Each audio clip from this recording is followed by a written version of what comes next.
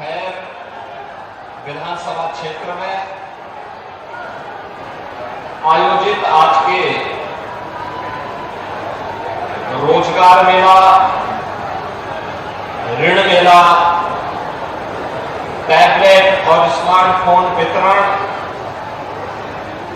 के साथ ही यहां की विकास की परियोजनाओं के लोकार्पण और शिलान्यास के आज के समारोह में उपस्थित प्रदेश सरकार में मंत्रिमंडल के मेरे वरिष्ठ सहयोगी और जनपद के प्रभारी मंत्री चौधरी लक्ष्मी नारायण जी, प्रदेश के बेसिक शिक्षा विभाग के मंत्री इसी माटी के लाल श्री संदीप सिंह जी, प्रदेश के व्यावसायिक शिक्षा और रोजगार के लिए जो एक कार्यक्रम हो रहे हैं इस विभाग के मंत्री श्री कपिल देव अग्रवाल जी, माननीय सांसद श्री सतीश गौतम जी, माननीय सांसद श्री अनूप प्रधान जी, हमारे माननीय विधायक श्री जयवीर सिंह जी, रविंद्रपाल सिंह जी, राजकुमार सहयोगी जी, अनिल पराशर जी, श्रीमती मुक्ता संजीव राजा जी, विधान परिषद के माननीय सदस्य श्री ऋषिपाल सिंह चौधरी जी, मानवेंद्र प्रताप सिंह जी, तारिक मंसूर जी, श्रीचंद शर्मा जी, योगेश चौधरी जी, प्रभारी खैर विधानसभा श्री राजेश चौधरी जी, महापौर श्री प्रशांत सिंघल जी, जिला पंचायत अध्यक्ष श्रीमती विजय सिंह जी, श्रम एवं कल्याण बोर्ड के अध्यक्ष रघुराज सिंह जी, भारतीय जनता पार्टी के क्षेत्रीय अध्यक्ष श्री दुर्विजय सिंह साक्य जी, जिला के अध्यक्ष श्री कृष्णपाल सिंह जी, महानगर अध्यक्ष श्री राजीव शर्मा जी, हमारे सहयोगी दल राष्ट्रीय लोक दल के जिला के अध्यक्ष चौधरी अमवीर सिंह जी, आज के समारोह में उपस्थित सभी माननीय जनप्रतिनिधिगण, भारतीय जनता पार्टी और सहयोगी दलों के पदाधिकारीगण और अलीगढ़ जनपद और खासतौर पर खैर विधानसभा क्षेत्र से जुड़े हुए मेरे सभी उपस्थित युवा साथियों, बहनों और भाइयों, स्वामी हरिदास की परंपरा से जुड़े हुए बलदाऊ की कर्म भूमि के रूप में विख्यात कवि हरि भूमि के रूप में जाना जाने वाला और अब अलीगढ़ के रूप में देश और दुनिया के अंदर अपनी छाप को छोड़ने वाले अलीगढ़ की आप सभी जनता जनार्दन का मैं हृदय से स्वागत करता हूं, अभिनंदन करता हूं। बहनों भाइयों, आपने यहां से विधायक के रूप में श्री अनूप प्रधान को चुना। वे पहले राज्य सरकार में मंत्री बने, अब वह संसद के लिए चुने गए हैं। आपके द्वारा चुनाव के दौरान 2022 में अपना आशीर्वाद श्री अनूप प्रधान को दिया गया। इसके लिए आपके प्रति कृतज्ञता ज्ञापित करने और श्री सतीश गौतम को और अनूप प्रधान को फिर से सांसद बनाने के लिए आप सभी का अलीगढ़ हाथरस की जनता के प्रति हृदय से आभार व्यक्त करने के लिए आज मैं यहां आया हूं। बहनों भाइयों,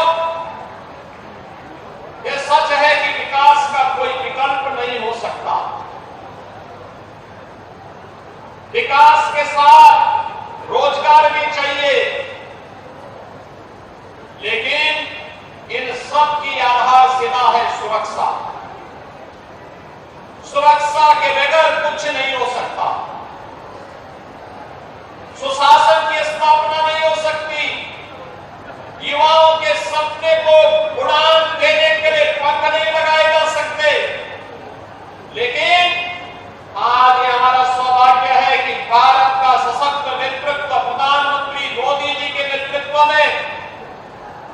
दुनिया के अंदर भारत को सबसे बड़ी अर्थव्यवस्था के रूप में स्थापित करने के लिए जिस प्रतिबद्धता के साथ कार्य कर रहा है, वो उसके परिणाम हम सबके सामने हैं।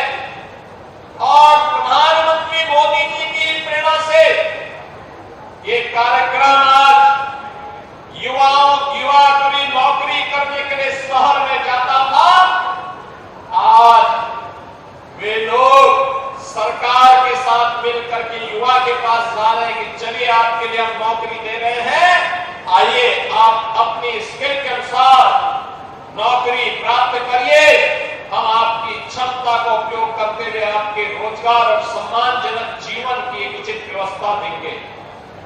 बहनों भाइयों, आज यहाँ पर 63 से अधिक कंपनियां रोजगार देने के लिए आई हैं। ये रोजगार मेला उत्तर प्रदेश सरकार के सहयोग से यहाँ पे बनाया गया है।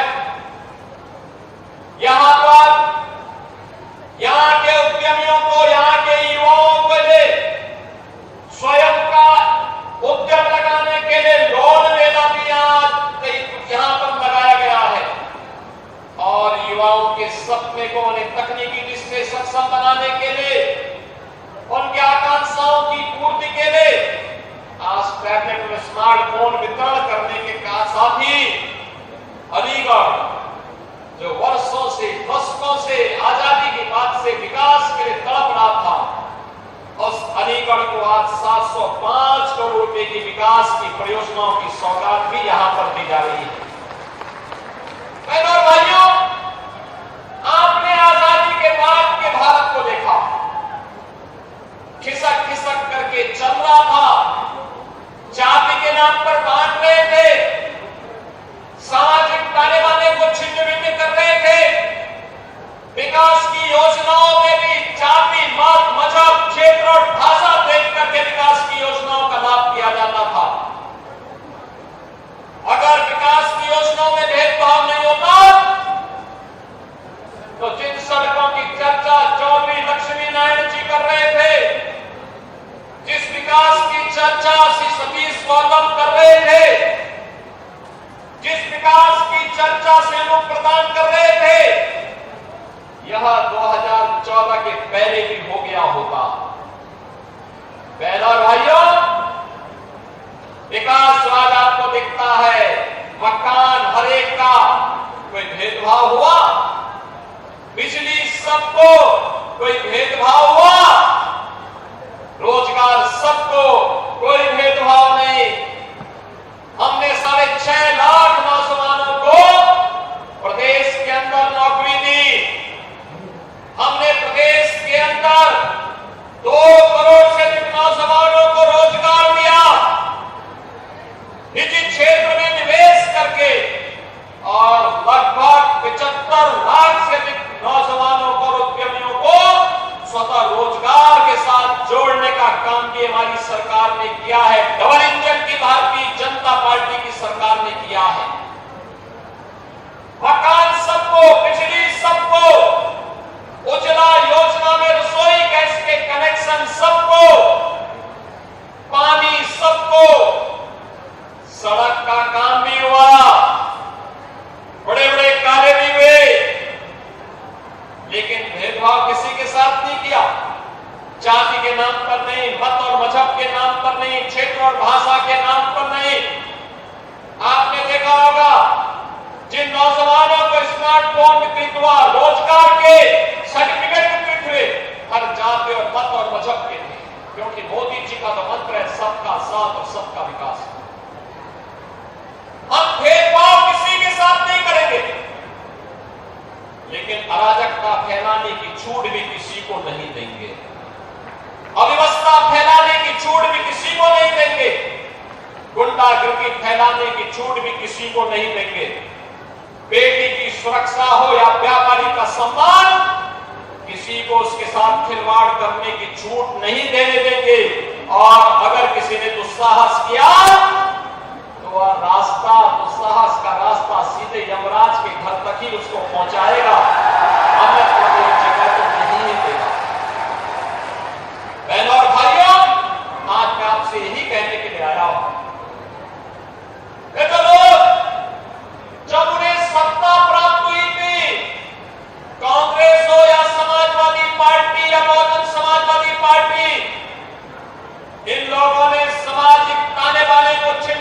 किया, अपनी योजनाओं के माध्यम से तुष्टीकरण की पराकाष्ठा पर चढ़ करके समाज को विकास की धारा से विमुख करने का काम किया, बेटी की सुरक्षा में सेंध लगाने का पाप किया। और आज भी जब ये देश विकास की नित नई ऊंचाइयों को छू रहा है, तब भी ये लोग वही काम कर रहे हैं। याद करिए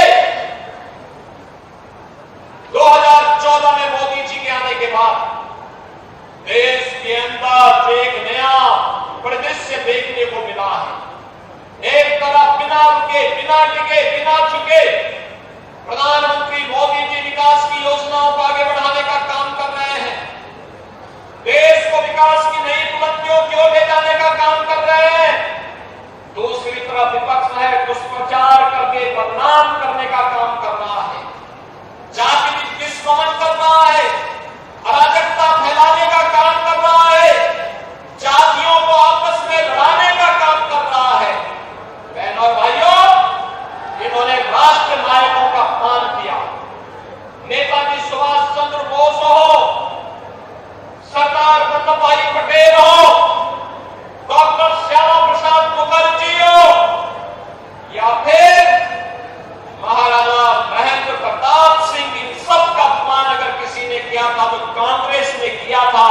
कांग्रेस ने कभी भी महापुरुषों को, राष्ट्र नायकों को सम्मान नहीं दिया। भारतीय जनता पार्टी है, इन महापुरुषों को सम्मान देने का काम कर रही है।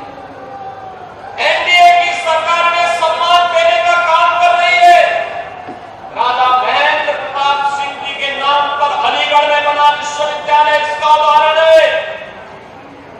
मां शाकंभरी के नाम पर सहारनपुर में बना विश्वविद्यालय इसका उदाहरण है। महाराजा सुहेलदेव के नाम पर बना विश्वविद्यालय आजमगढ़ इसका उदाहरण है।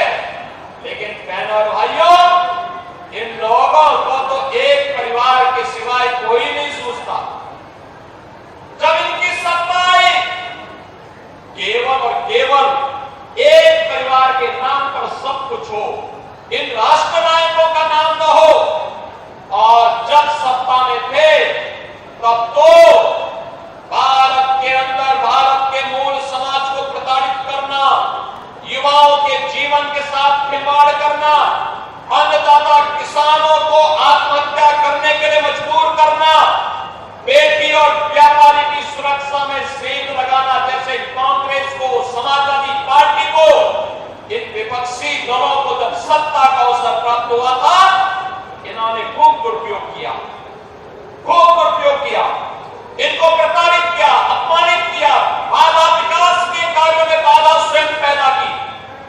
और जब सत्ता से बाहर हुए, आज भी इनके कारनामे बंद नहीं हुए हैं, आज भी वही कार्य कर रहे हैं।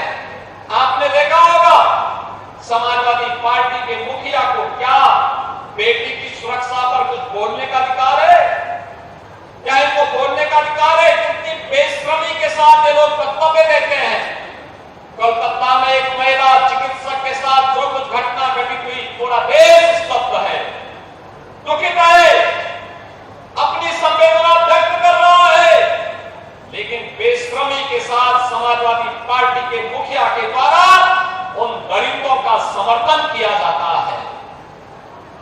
अयोध्या में एक निषाद बेटी के साथ जो कुछ घटना घटित हुई समाजवादी पार्टी के पदाधिकारी के द्वारा, कन्नौज में जो कुछ हुआ, ये सब घटनाएं ये बताती हैं कि कांग्रेस हो या समाजवादी पार्टी, इनके अंदर, बहनों और भाइयों, इनके अंदर लगता है जिन्ना की आत्मा घुस गई है।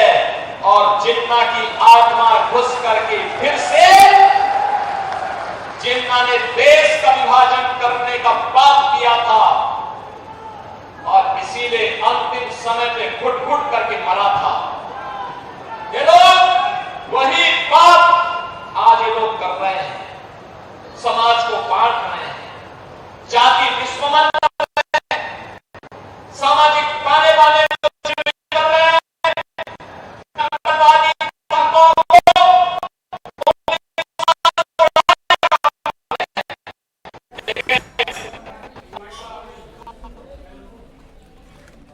मुख्यमंत्री योगी आदित्यनाथ को आप लाइव सुन रहे थे। अभी 700 करोड़ की परियोजनाओं का उन्होंने लोकार्पण किया। अलीगढ़ की अनदेखी का भी उन्होंने जिक्र किया कि अलीगढ़ की अनदेखी की गई।